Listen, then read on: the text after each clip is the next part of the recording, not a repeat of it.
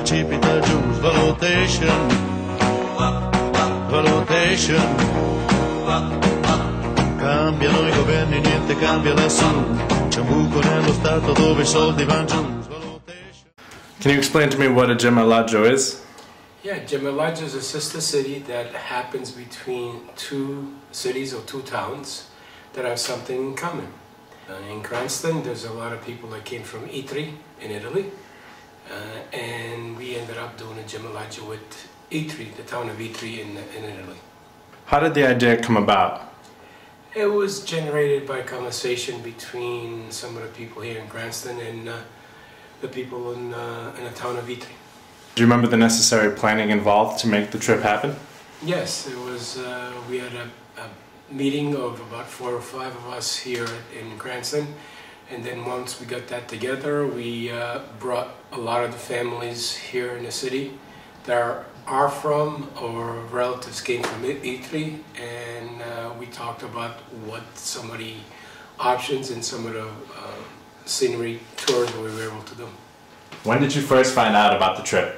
I found out about the trip when I was a junior in high school. Anyone that took Italian class from Cranston East and Cranston West were given the opportunity to go to Italy. And anyone that wanted to go and you had to, be qualified with good grades was able to go. And being that my family came from Itri to Cranston, that was, one of the best qualifications because I actually have family there and had background of the town that we were going to go visit.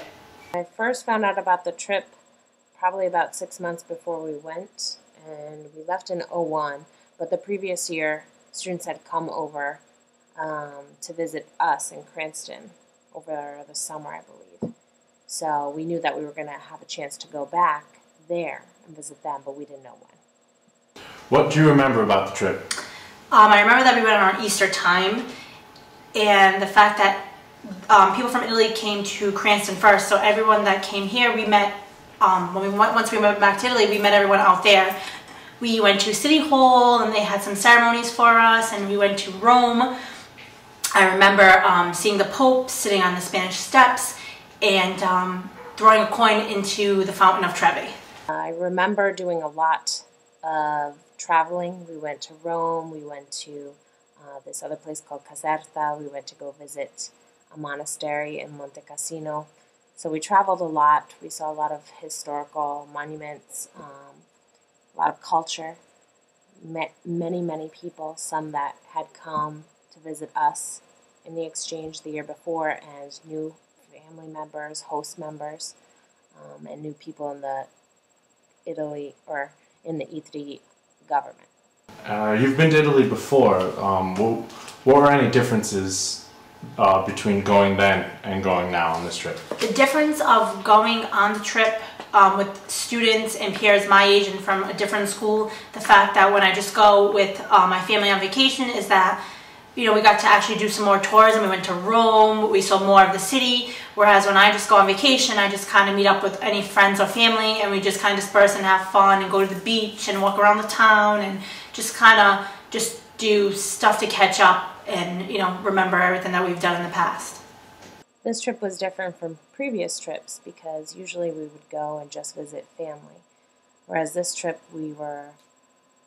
was more about visiting some historical places, learning more about Italian culture and Italian history and how it's kind of progressed through the years, and also finding out about the ties that Itri has to Cranston.